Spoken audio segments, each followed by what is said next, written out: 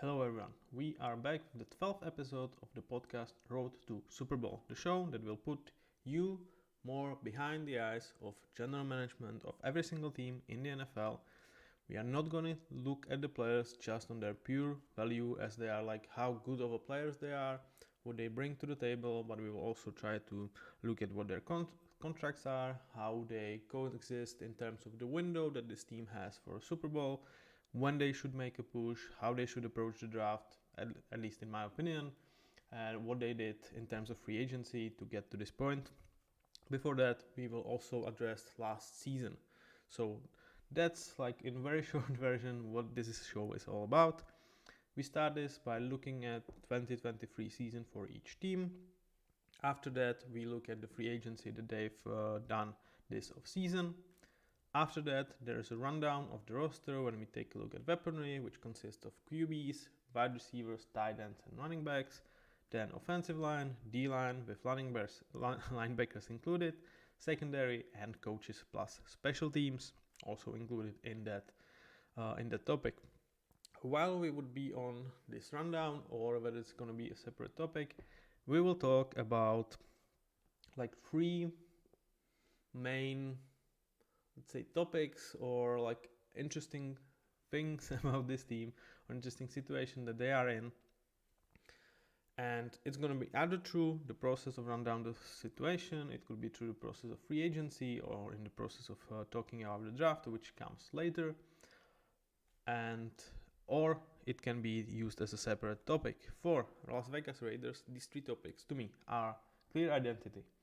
I used Raiders t-shirt there, Raiders strength, the way Raiders are built. I view them as hard and like tooth and nails kind of approach. I feel that Antonio Pierce, who they kept as a head coach, kind of represents the style, and I'm really happy for him. And I think I'm happy for the Raiders that they kept him and gave him a shot to have a full season to go. Also, there's obviously a huge topic about who is their future QB gonna be. Is it gonna be Aiden O'Connell, who replaced Jimmy Garoppolo last year? Is it going to be Gardner Minshew, who they signed, or are they looking to draft one?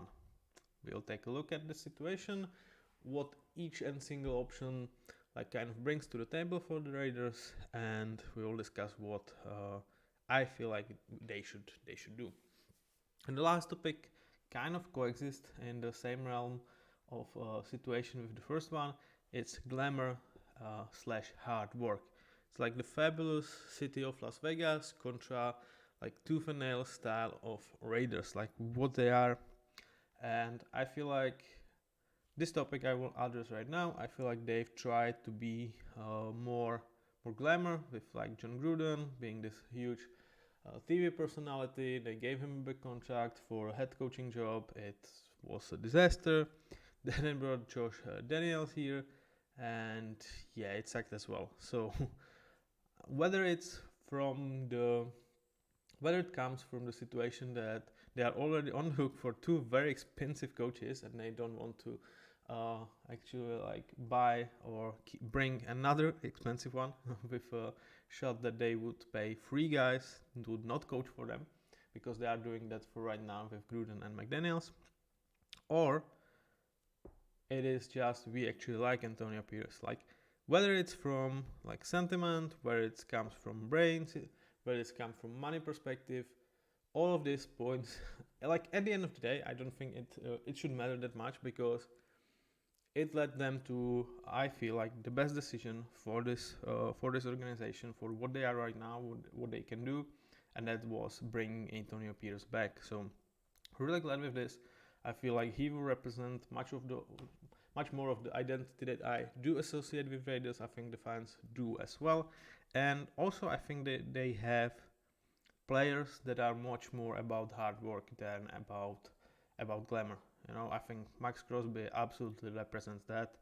What he's done last season in terms of his production, I think he was, for a long period of time, he was in the conversation of Defensive Player of the Year.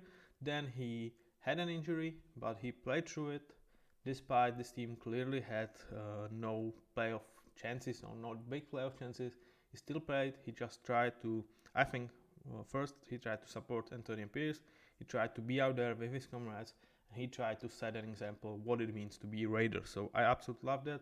I think Antonio Pierce and Max Crosby, very good combination. They are exactly what this team needs as the star player that anyone can learn from and follow, and this coach that it's much more about the culture rather than like being this offensive or defensive guru. So to me, that's the situation, and I like the situation for what Raiders need right now. So what did Raiders do last season?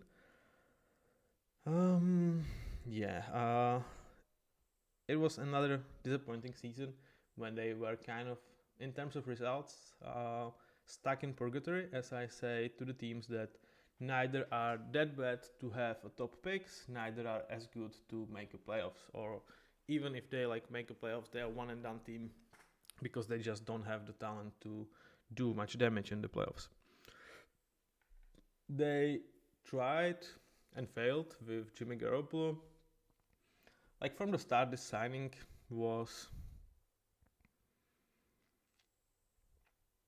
understandable in a way. Like we have Devontae Adams, we have Josh Jacobs, we have Max Crosby, we have talent. Like let's just give here an adequate QB that we don't have to pay top money. Give him a chance. He is a proven winner. Like you can say a lot of things about Jimmy Garoppolo, but he used to win, and they tried it, but it just did not work. Like Jimmy was not good. Devontae Adams was really frustrated with his play, and all of this kind of went downhill to the point when Jimmy Garoppolo got cut.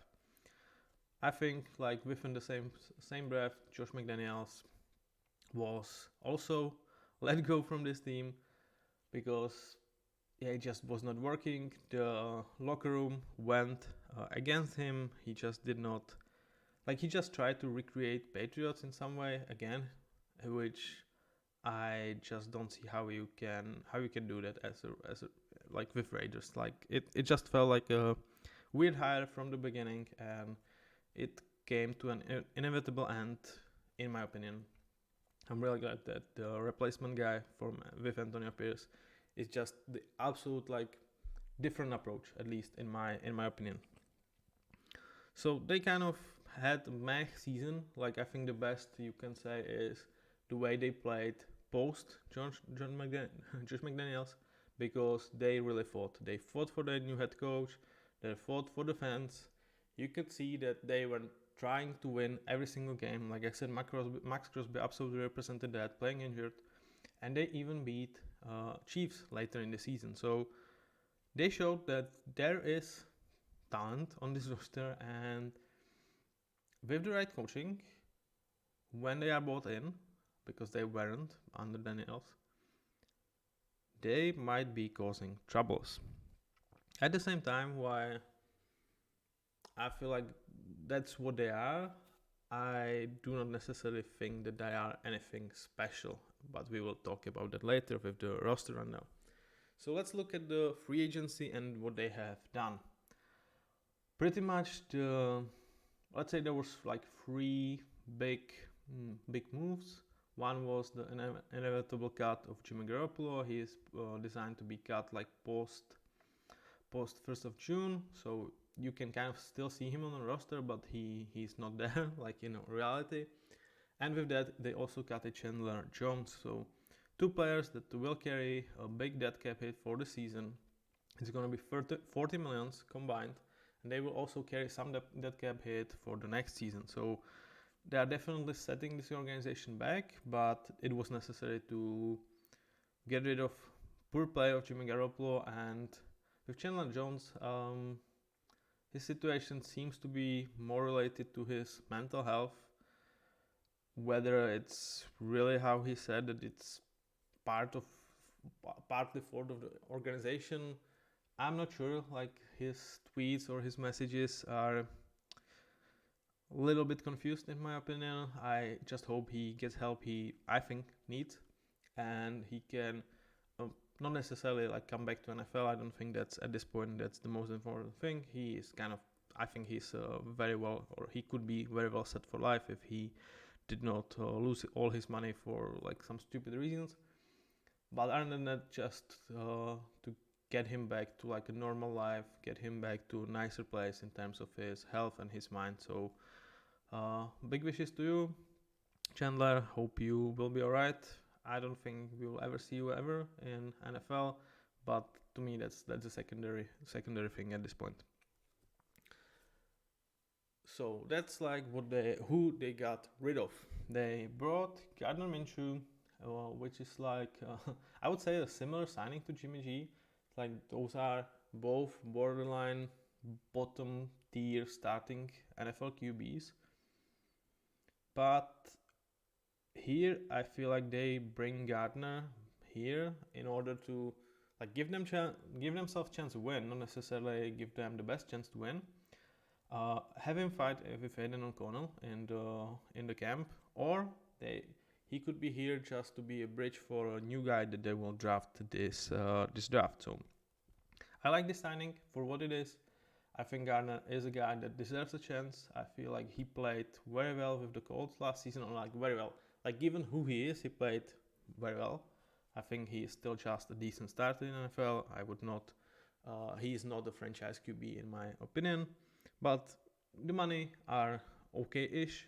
I don't think it necessarily means that they cannot start Aiden O'Connell. I think he can still win this job, which I'm not saying I'm gonna root for him because I like both of these guys, but I think he, just like Alec Pierce, he kind of deserves a shot because he was not a turnstile last season when he played over Jimmy Garoppolo. And obviously the biggest signing they've made, Christian Wilkins, an absolute star of a D-line, one of the biggest contracts for non-QB player in this offseason. I think only Robert Hunt is in kind of similar level, instead of when you don't count QBs, or when you don't count Kirk Cousins, pretty much. Let's not put a plural into that sentence. He's a guy that I absolutely love this signing. I have to be honest, I just like with the Giants, but here I feel like Raiders are a better team. But just like with the Giants, make one group your identity. And for a long period of time, your D-line was like Max Crosby and Make-A-Wish. But they invested in Tyree Wilson. They have Malcolm Kuntz, who played very well last season. And bringing Christian Wilkins into this group, I think he absolutely represents what Alec Pierce want from his players. He's a hard player. Like I'm not saying like no finesse, but he is just a monster. He will be physical. He will be stopping runs, and like if they line next to each other, like Max Crosby and Christian Wilkins, I mean, good luck running or throwing to that side, or like trying to protect your QB from this side of the pitch. So I think they will immediately create mismatches that offensive lines will need to address, and I'm not sure if there is an edge and interior duo such as these guys in the league. Let me think. I'm not sure. Like maybe I'm missing someone, but I don't feel like maybe Bosa and Armstead could be, or Hargraves. But no, not really. I feel like given how good they are the best like interior to edge guy duo in the league. Like I don't think any team has these such a good players for these two positions. So it's gonna be very interesting to watch. I'm very intrigued to see young guys evolve next to them. But we will go more in depth with D-line rundown for this. So overall, the offseason, I think they've made all the right moves. Other than that, they brought Andre James back, who is a decent starting caliber center, 3 years, 24 millions, nothing bad about that contract, like it. So I feel like they are one of the better teams coming off this offseason for what they want to do, where they are right now. They are making an identity. It's the D-line. We're going to play hard, and we will try to figure out especially the QB situation during that process. So for you guys who want to watch my player cards, who want to get to know some of the players, now it's time to put your glasses back on, because now it's now from the podcast we go to more of a video type. So the time is now for you guys. For new viewers here with the player cards, I made these own designs. I'm not saying they are perfect, but I hope you can enjoy them. And what I've tried to do is capture here every player that I feel like had an impact in 2023, and either he's been brought back, he has a contract no matter what, or he was cut or let go, but he had an impact in 2023, or a guy that could have or will have an impact in 2024. So that's why you see Jimmy Garoppolo here, as well as Gardner Minshew, because Jimmy is not on the roster, Gardner is, but Gardner was brought here, Jimmy was cut here, but he was there for 2023. So for offensive weaponry, you have Jimmy Garoppolo, Gardner Minshew, Aiden O'Connell, Zamir White, Josh Jacobs, Amir Abdullah, Devonta Adams, Hunter Renfrow, Jacoby Myers, Trey Tucker, Michael Mayer, Austin Hooper, and Harrison Bryant. So here we were before the offseason started. Give me last 30 seconds and then you can go back to just listen to this podcast. And here we are right now. So what you can see, they also got rid of Hunter Renfrow. I have not listed it as like a major thing because he was absolutely dreadful last season. So it was just kind of reasonable thing to do, especially when you have Jacoby Myers, who is just a better version of Hunter Renfrow at this point of the time in terms of their skill set. They also let go Josh Jacobs, who had pretty bad season, and for what he is right now, I think he would definitely be like still top 10, top 15 running back in the league. But paying him money that Green Bay Packers are going to pay him, I don't think was a reasonable idea for the Raiders to do, because I don't feel like you are in the win it now mode, and therefore like why would you have an expensive running back? Like I feel like you have that guy when you are trying to win. Other than that, you have a decent guy in Zamir White who you want to give a chance and see if he is the guy going forward, maybe for the years that your window for the Super Bowl run is much more open. So for new viewers, what the red around the players' money is about, it's their dead cap or void years. Depends if they are still on the roster, then it's void years. If they are not, it's a dead cap hit. What this essentially means, it's the money that this team needs to pay them, are being counted against the cap hit for the year that they are shown here. So for Jimmy G, it's 28 million this year, 12 next season. For Gardner Minshew and Jacoby Myers, it's void years. They count a bit differently because you can see, for example, for Minshew 26 3 million, 27 1.5. It's not like the dead cap hit is 3 and 1.5. It's the 1.5 kind of is like inside those 3 million. So his void years are only worth 3 millions at this point, and they could be like 1.5 26 and 1.5 27 or 3 millions in 2026. So that's like a bit of I would say like bureaucracy, a bit of numbers. And now let's talk about this group. Okay, let's start with the topic of QBs. Like Jimmy Garoppolo is out. When you like see the contracts and you compare that to Gardner Minshew, you can see why maybe I am like a bit more up on the Gardner Minshew signing, because he signed for much less money than Jimmy G did. And I feel like at this point of their career, they are kind of similar tier of a player. So why not? Like I said, Aiden O'Connell kind of...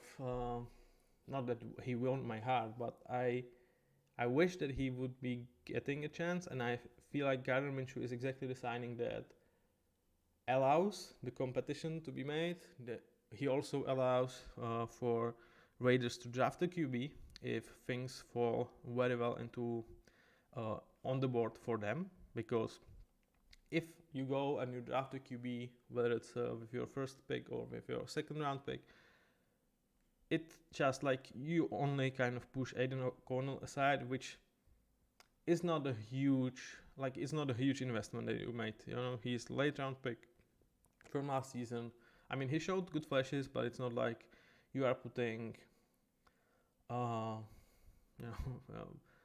guy that is predicted to be your franchise guy at this point of his career. Nobody, I would say it's a possibility, but it's not very likely. So drafting a QB might kill Aiden O'Connell's career, but even though I like him, it's not, from the big picture point of view, it's not the biggest loss for the Raiders. And you can also have Gardner Minshew still play and have the rookie learn the offense 1 year behind the Minshew, maybe get some glimpses later in the season if you are not trying to win, because not if you are not trying to win, but if you don't have like the playoff experience or playoff chances, I'm sorry guys, and you want to give him an experience actually playing in the NFL. Also, he could just won the job in the camp, and then you have Minshew on the bench for $8 million. It's not like the worst thing in the world. So I like the signing. I think the competition is really, really open here.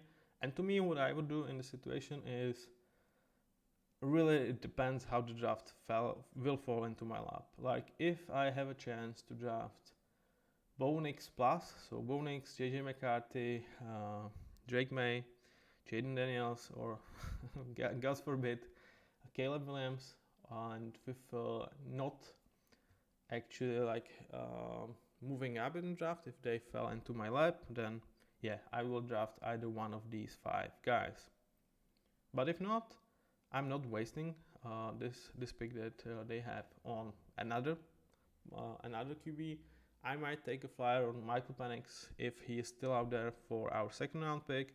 There I might think about, like, if he's still out there, very late in the first round, let's move for him. I'm not against this idea, but overall I'm not trying to move up.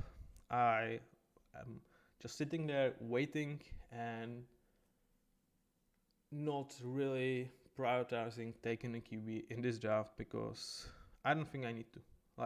Unless the situation is right, I don't think they should or they need to draft a QB because of the situation they have. They have a potential in Aiden O'Connell and they have a good floor with Gardner Minshew, so no reason to go absolutely selling your future for a prospect here, in my opinion.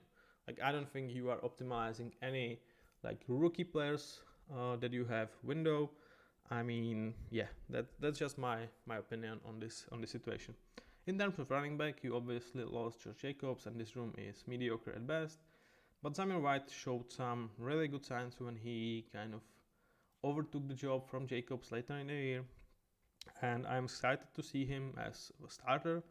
I feel like this is still a group that, I think with your third round pick, you are drafting a running back here because some of very interesting names could fall into your lap back there, because this year's running backs are not really praised. I feel like it's more about they are not a bad class, but there is so many QBs, everybody is excited. It's such a deep wide receiver draft, and it's overall such a good draft, and maybe this position that is already being overshadowed in the entire league gets again pushed back because it's just running backs, man. So I feel like there could be some very interesting pickups third or fourth round here that could actually develop into your franchise running back. I honestly believe that the guys that will be up there on the board could have that upside, and with Zamir White, I feel like they could be a very good duo.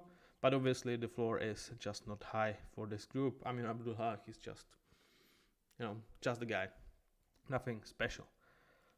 You can argue that in terms of wide receiver, there is something special, and obviously it is. It's Devonta Adams, right? One of the best wide receivers in the league. He had a bad season, for his standards. It was actually atrocious season for his standards, but I think he's still elite. I would not put him as top guy. I feel like that spot is for Tyreek Hill, is for Justin Jefferson. It could be for CeeDee Lamb. So I would have him like in the raw number thing, 5th, 6th best wide receiver in the league, something like that. But that's still, for wide receivers, I put him into an elite tier. I'm interested how he's gonna look this season, because part of the lack of production last year was that he was kind of checked out for some parts of the season because he was unhappy with them not throwing the ball to him, and then when they started, it did not look that great as it should for Devante. So he's definitely a guy that I'm gonna be watching, and he might lose his elite tier status if he does not pick up the slack. And if he plays like last year, he's gonna fall for my rankings for sure. Then you have Jakobi Meyers as your number 2 slot receiver guy. You are paying him good money. He's gonna give you good production. Yep. And Chet Tucker, I think, complements these two guys quite nicely. His last year, I think like 2nd or 3rd round they spent on him. I think it's a 3rd round. Let me check. Yeah, it's 3rd round, 100 pick.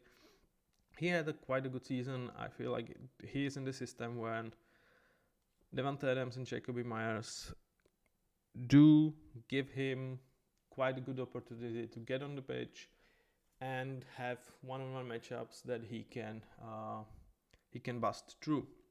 In terms of tight end room, Harrison Bryant and Michael Mayer.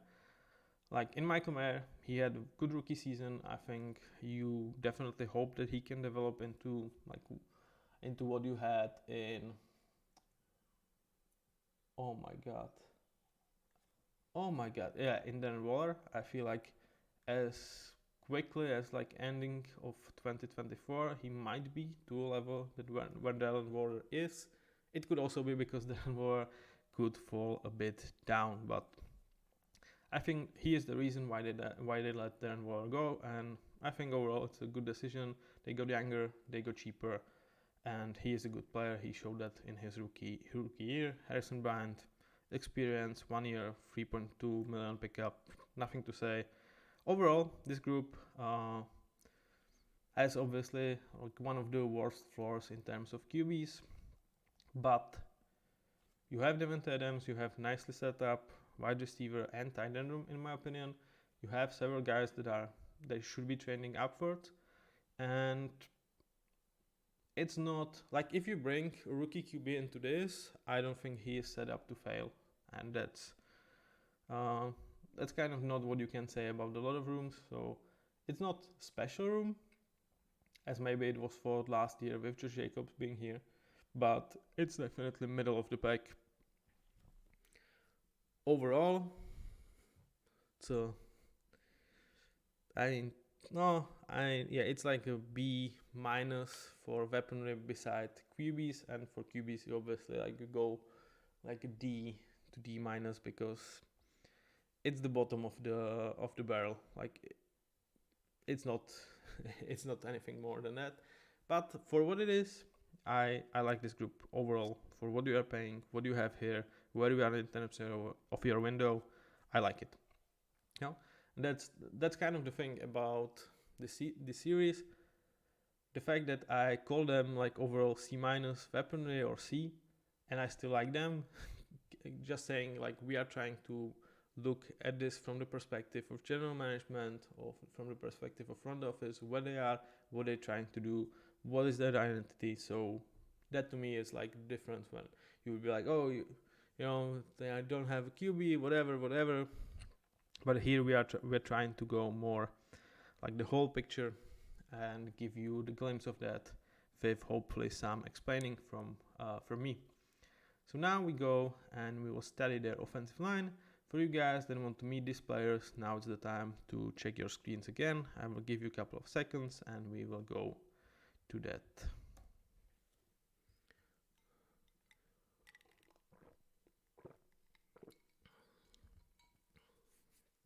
Are you guys ready? Okay, let's go. Colton Miller, Dylan Parham, Taylor Munford Jr., Andre James, Greg Van Noten, and German Illuminor. And that's it.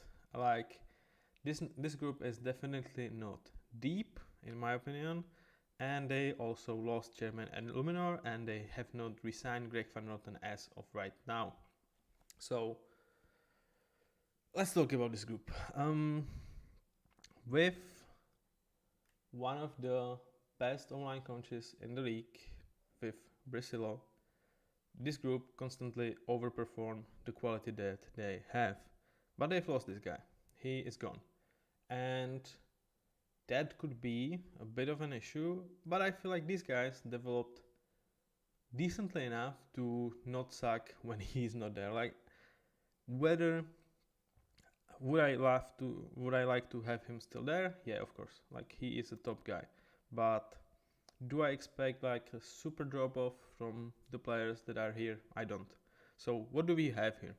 We have Colton Miller as the star of this O-line. He's just another great left tackle. Like, there's a lot of great left tackles in the league. You know, a lot of amazing actually. When I rank Colton Miller for 15.7 million, I think this is a good this is value for you in Las Vegas. So yeah, great contract, great player. You have your blind side protected for whether it's a rookie QB, Aiden O'Connor or Gardner Minshew, and he's definitely the best player that you have here. Then on the other side, you have Terman Ford. He is late round pick. That gives you, like, are you happy that he's starting? No, because I have a good backup sign on him. But for what you're paying him, for what he can still, I think, develop, I think you are absolutely okay with him starting. But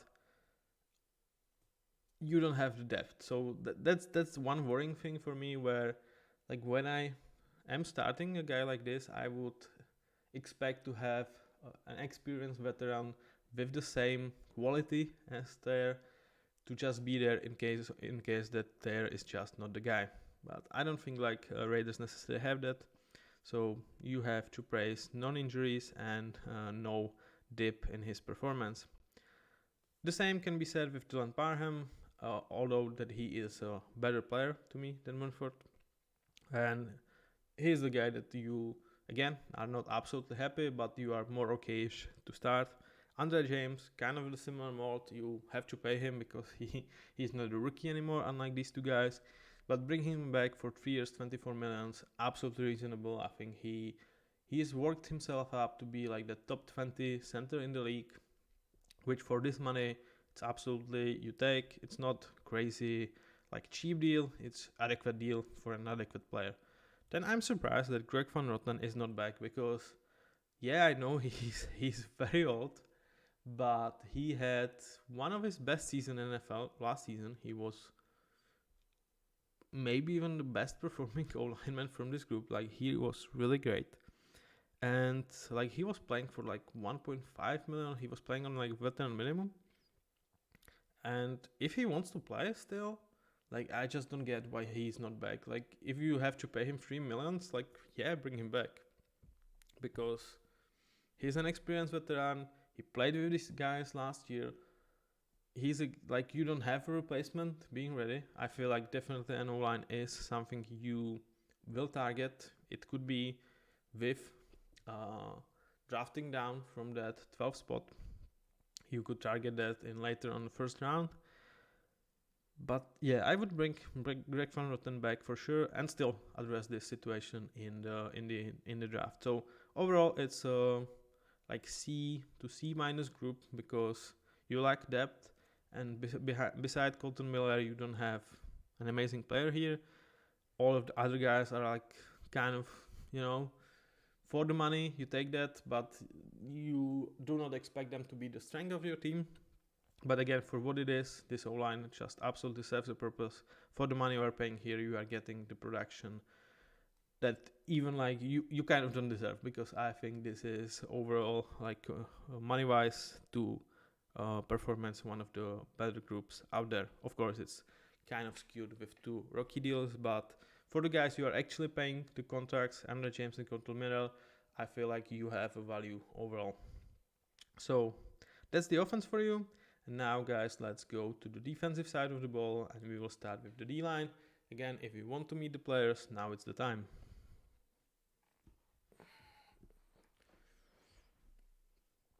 Ready? Let's go. Max Crosby, Tyree Wilson, Malcolm Koonce, Jerry Tillery, Byron Young, Bilal Nichols, Adam Butler, John Jenkins, Christian Wilkins,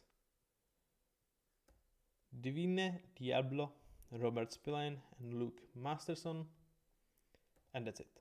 So here we were before the offseason started. You see there were a couple of guys heading into free agency, and here we are right now. So what happened? Christian Wilkins happened. That's pretty much it. Nothing. Yeah, they brought John Jenkins back, but that's pretty much the big move they've made, and it's a great move. I already talked about it. I absolutely love this move for what it is. Bringing another top guy next to Max Crosby, making this D-line the identity, the heart and soul of this team, make them be as physical as they can, make them play with their hearts out, and I feel like Christian Wilkins and Max Crosby are going to be the guys that will bring this out of other guys as well. So they will be great leaders, great mentors. Boy, I am excited about this group. I really I really appreciate this style of football. I like the fancy stuff. I like all the football, but when it's am I excited for a new concept for Tyreek Hill and Jalen Waddle and Tua in Miami? Am I excited more with what Mike McDaniels is gonna scheme up to give them 70-yard touchdowns, or am I more excited about this group just trying to impose their will on the O-line? Well, it's this. Both of this gets me excited, but this is just it for me. So absolutely love this signing. Nothing to add to that. Like I said, you have two guys that you've invested drafts in, especially Tyree Wilson is a huge draft, a huge draft you invested in this guy. He didn't show that much his first year. That's partially because of Malcolm Koonce actually emerged as a decent player. But I feel like he is going to be in the rotation. He's going to prove his stripes for the season. And bringing John Jenkins back as well kind of works. Byron Young, it's a good depth for this group. So, could you have a better number 2 for inside? Maybe in Jerry Tillery. Yes, you could, but he would cost much more money than John Jenkins has. And if your biggest worry is that my second D-line is slightly worse than I would hope so, that's a sign of a great D-line. And truth to be told, I told you guys with Giants, there's the other group with Brian Burns and Dexter Lawrence that might challenge Crosby and Wilkins, but I still put my money on the Crosby and Wilkins to be a better dominating pair inside outside. But when I told you guys there, and they kind of are in a similar mode with Tyree Wilson and Kayvon Thibodeau, these very high draft picks to develop in that system. But I talked about it with Giants, but I think here is actually a better chance to happen than with Giants, who I feel like they will go and probably draft a QB. I don't think you have to do that. And I would just be very, very interested in absolutely trying to impose your will with spending a draft pick here. Just bring those D-line men with the number 13 pick that you have and try to absolutely dominate the line of scrimmage in terms of defense. So whether it's Jazar Newton or whether it's Byron Murphy, it kind of depends who is still up there. They should be, at least one of those guys should be up there. With the number 13 pick, they could be both up. I would definitely not draft an edge guy because you have the development plan and successors to Max Crosby eventually. But boy, I would absolutely love, if you had Max Crosby, Christian Wilkins, Tyree Wilson, Malcolm Koonce, and the new guy as your 5 in a way, and Koonce and Wilson kind of, if you want to go for one of them is only out there. And I think that could be very, very interesting. Like, I can actually see that happening. Alex Pierce kind of say, kind of similar to the Jets, when it's like, yeah, let's just have this group as good as we can, have our top guys being paid and our secondary guys being high draft picks, develop behind these guys, whether to be a successor or be a special number 2 to them. You will see who this gets. Like, yeah, I kind of want that to happen. But do I think it will? Probably not, because there are other needs that you need to address. And I mean, okay, I will give it, 15%. 15% that either Byron Murphy or Jazar Newton are being brought here into the situation with the number 13 pick. Okay, so if you can call me out on that on the draft night, I will be streaming live, so you can definitely do that. But maybe this is just me running wild with my dreams more as a fan than as a GM.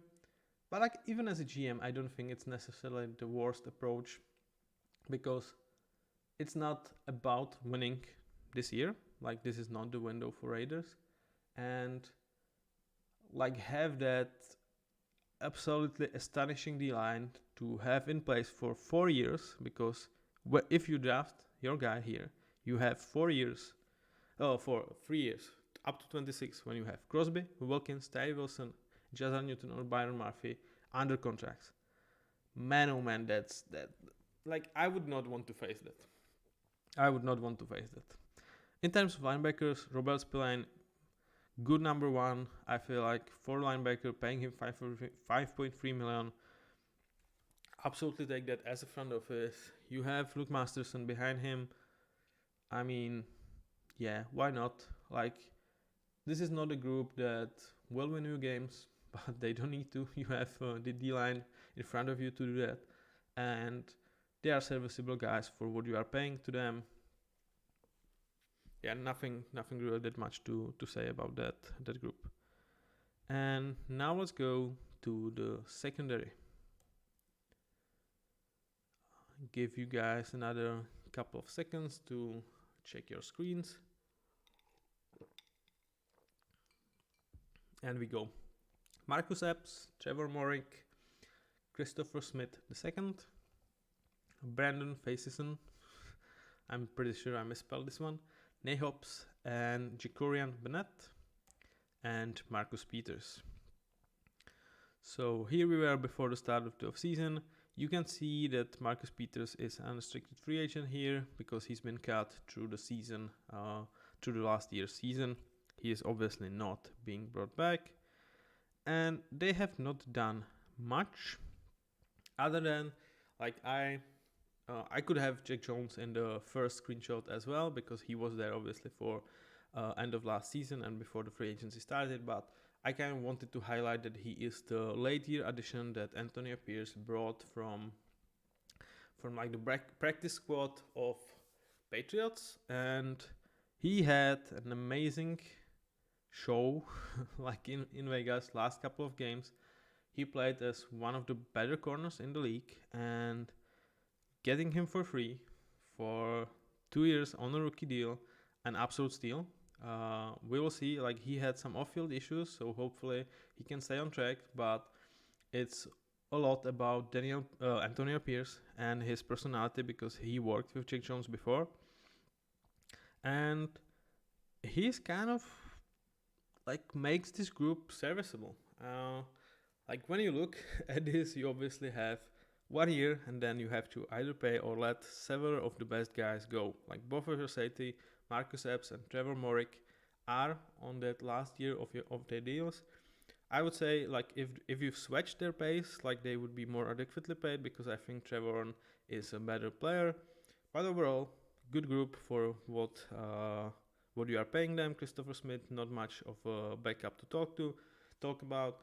Again, I think this could be a spot when either second or third round pick is invested into the safety group. Again, it's not a primary position that anyone focuses in the draft, especially this season, and it's also a position that a lot of great players kind of struggle to even find their new homes. Justin Simmons Kevin Byard signing, that he was like quite. I thought at the time of the signing that he was signed for like a smaller amount that I would expect, and it was still bashed that it's an overpay. So safety like slowly starts to be kind of a weird spot. You could hear Quandre Diggs, also not signed at this point, talk about, screw it, I'm gonna become a cornerback type of talks, because it feels like safety is slowly becoming what running backs were like 2 years ago, and maybe they are more of an uphill trajectory, and safety are going down in terms of how much money teams are willing to commit and spend on these guys. Like again, Diggs still not being signed, Simmons not being signed, Jamal Adams, I feel like there's a better reason why he's not signed. But overall, yeah, there are still some big names on the market. I don't expect them to bought these names here because it just doesn't make sense. You have two guys that are good enough starters to play for you, and they are kind of veterans for what they are.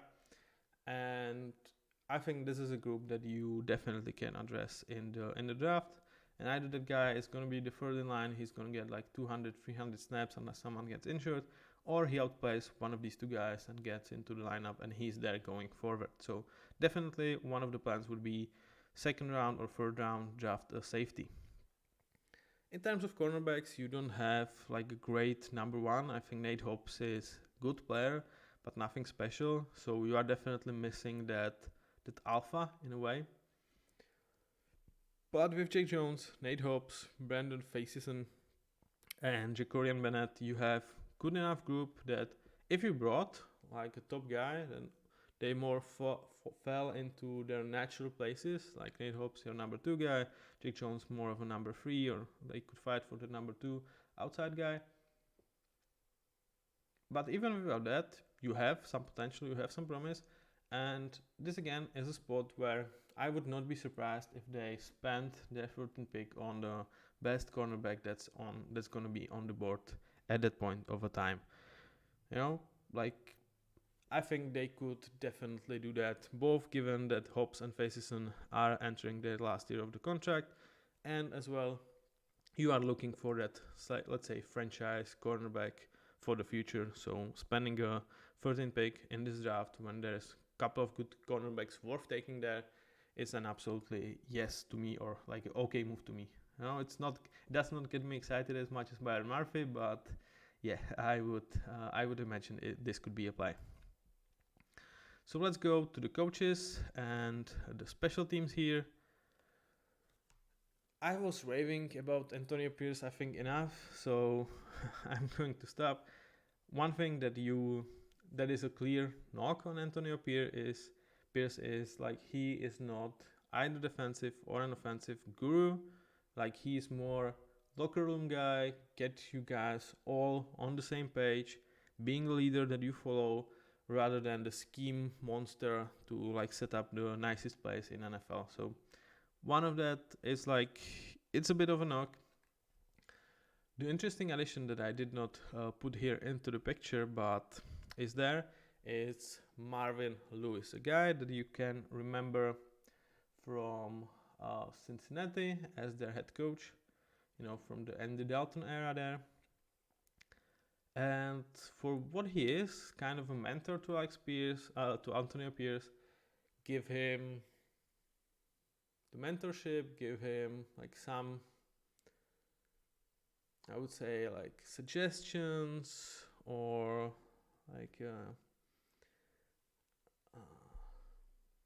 workarounds about how to handle media, how to handle all the like non-super coaching type of things. I think Marvin Lewis could be a very good mentor for that.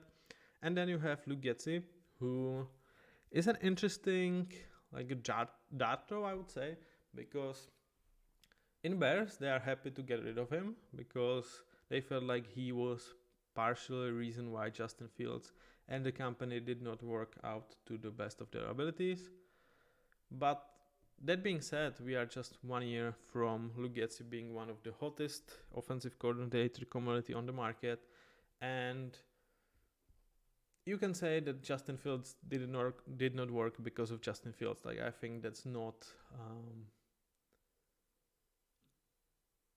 that's not outrageous to say, you know. And Mugetsi, I feel like it's more about passing game, in my opinion, and that's where like Justin Fields is not at his best. So I'm like, you kind of have to give this guy credit, because he's been run out of Chicago and he immediately has another job. So similar like Kellen Moore, like for some reason it did not work where it could have in Chargers and in Chicago, but immediately this guy gets another job, and that's because the league and the guys are very high on him, they trust him. And again, if they fail here in Raiders, or Kellen Moore fails with his next job, then we might start to be cautious about these two guys, and maybe say like where we might have overrated them. But at this point, I think that's a very interesting guy to bring in, and it could get very interesting with Lugetzi here. So with Patrick Graham, I feel like he is not a top 10 defensive coordinator, but he's like borderline there. I think he's definitely either middle of the pack or actually up, like towards the top 10. So definitely a guy that I trust in, and he has a lot of nice pieces to work with. So his defense could be very, very fun to watch next season. We already talked about losing Brasillo for an online coach. That's definitely a big loss, but we will see if they can kind of, make it less than I assume it could be. With special teams, you actually have a couple of very good guys in Daniel Carlson and AJ Cole. AJ Cole is one of the best punters in the league. I would be kind of confident to say that. And Daniel Carlson, he had a bit of a down year, I feel like, but I feel like he's still good, or even like great. So overall, these special teams are going to be a strength of Raiders, and they should like put one more win on the table. Like when push comes to shove, I feel like they could have that sort of impact to give you one more win that maybe the rest of the team like would deserve in a way for their performances. So where are the Raiders in terms of their window, and what should they do with their draft? So they have pretty much all of their draft picks in place. They're drafting in the middle of the rounds, or like slightly above middle, but not high enough. It's all, like, to me, it's all, do they go for a QB? Do they try to spend even more resources to draft up and get their guy, or are they patient, and are they okay with letting the board play itself out? And if you get a chance, you get your guy. If you're not, you are addressing the position. You are kind of going with like the best value that is on the table, and that's usually what the teams do when they do not have holes. And I honestly, like with Raiders, like beside the QB, I don't think you have massive holes like anywhere. You have good enough players in pretty much every single role. Therefore, I would really go with the approach like draft the best that is on the table.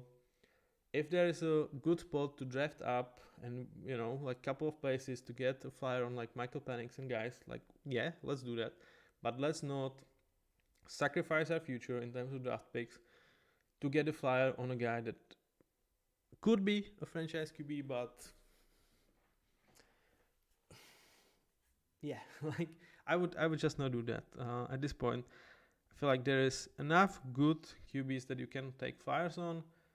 You still have a decent enough situation for what you are this season, and if none of this works, again, like I will say it out loud, you will get top 10 draft pick next season, and you can go from there in terms of finding your QB. So maybe Raiders fans want like something else as an approach, but if I were a GM, I would not put all my eggs into one basket, and that one basket being a new QB. yeah, I just don't think that's the smartest decision to make unless the board plays to my advantage as a GM. In terms of window, like I said, I don't see Raiders doing like not anything. Like I think they will be a good enough team to make a couple of upsets. If some teams lose their starting QB, they might sniff a playoff. But I feel it's more like we want to clean the house from all John Gruden and Josh McDaniel stuff. We want to set a new mentality. We want to play hard as we can. We want to have a clear identity within our D-line being the strength of the team, being the heart and soul, play hard, inspire that in others, like resurrect DeAndre Adams from where he was last season, and in the process, let's try to find out if either Gardner Minshew, Aiden O'Connell, or a guy we take in the draft is our guy for the future. In terms of next couple of seasons, it's honestly like quite hard to predict because, again, we will come back to like you have one of the worst QB room in the league. Like as much as I am okay staying that room for the season, it is one of the worst rooms in the league.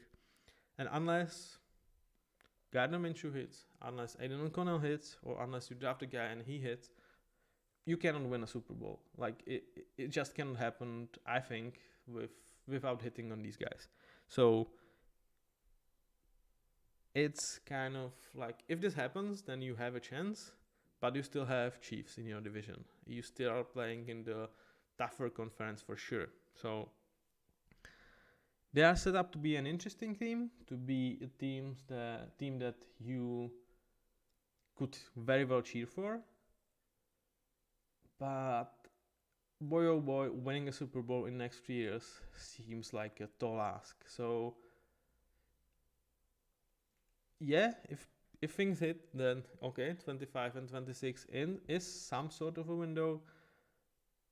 But you really need to hit, on your QB for that time span. If you don't, this should be a team that is still fun to watch, but could be like stack of this middle of the pack kind of team that Raiders are actually kind of are for a couple of seasons right now, where you are not getting the top picks that can swing your franchise, but you are also not good enough to make a noise in the playoffs. So as much as I actually like this roster in terms of like potential for a Super Bowl or in terms of like point of this show, I am much more down on them than maybe you would say from the way I'm talking about them, because it all kind of fails if we can get our guy. And like I said, I'm not bullish to get him this offseason because I think like we have two guys that could hit, but if we don't find that guy, there's just not much you can do without at least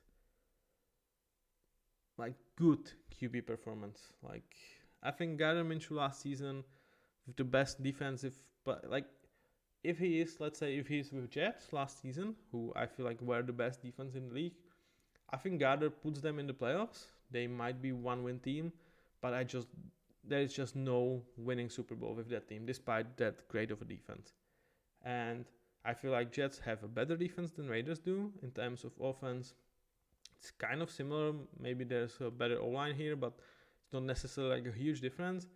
So they are kind of like the ceiling that I see for Gardner Minshew as I see him right now. If he doesn't turn into anything special, then that's kind of a ceiling that I have for Raiders for years to come. So we will see what they do. I'm definitely excited for this team, but from the purpose of this show, from the purpose of this podcast, I don't think they are the best set up team by any stretch of imagination to win Super Bowl in the next 3 years. Part of this is also like you have the behemoth in terms of Chiefs in your division, and that's always like a huge obstacle because they are not going anywhere. Like, like unless Patrick Mahomes gets injured or Andy Reid, maybe have some health issues because of his size. Like I absolutely, please don't take it as I wish anything to Andy Reid. I hope he stays as healthy and as great of a coach, as a legend as he can. I hope he's gonna have like at least 10 to 15 more years because like I enjoy Chiefs a lot. Like I don't like them, but I enjoy them. What he's done there, I think it's amazing. But barring that, like Chiefs are not going anywhere. Like at least next 3 years, but I think like for a decade, like they are that good of a team, and Patrick Mahomes is that good of a QB. So that always comes into consideration when you talk about the team. That if they have possibly the best team of last 5 years, and definitely a team that should be up there with the best for next 10 years, that's not gonna give you that much of a hope for Raiders. But to beat Chiefs in one game, I think that's where you are actually set up quite nicely with this D-line, trying to overmatch their offensive line, try to make Mahomes' life as hard as possible. But again, like for regular season, yeah, I feel like Raiders versus Chiefs will be an interesting matchup, and I definitely see Raiders taking at least the game from Chiefs. But if you run into each other for the playoffs, that's where Patrick Mahomes just turn it up, and I just don't see you have a QB match to him, like who does, right? So it's not like a major bash. So overall, that's it for the Raiders. This was very fun to me. Like I enjoyed doing this rundown because they did some very fun things for me. But overall, in terms of road to Super Bowl, I just don't see Super Bowl in the future of Raiders, in the immediate future of Raiders, to be very, very likely. So I would give them like 5%. Then in next 3 years they will win a Super Bowl. So that means, that's gonna be like bottom 10 in terms of league. As much as I actually like this roster in what it is, for what it is. So that's all from me. Episode 12 comes to an end. I hope you enjoyed it. If you did, please give me a like or leave a subscription so you have the ability to watch another episodes. We are 20 left. We have 20 days to meet up the expectations to get this show all up and running before the draft. And you can definitely hold me up to that if you want to make some interesting bets. It's also a possibility, like for example, if I lose, I don't know, I will have to stream with like 49ers jersey if I can somehow pick it up somewhere in the garbage. That's just coming from a Seahawks fan, nothing like super special against the Niners.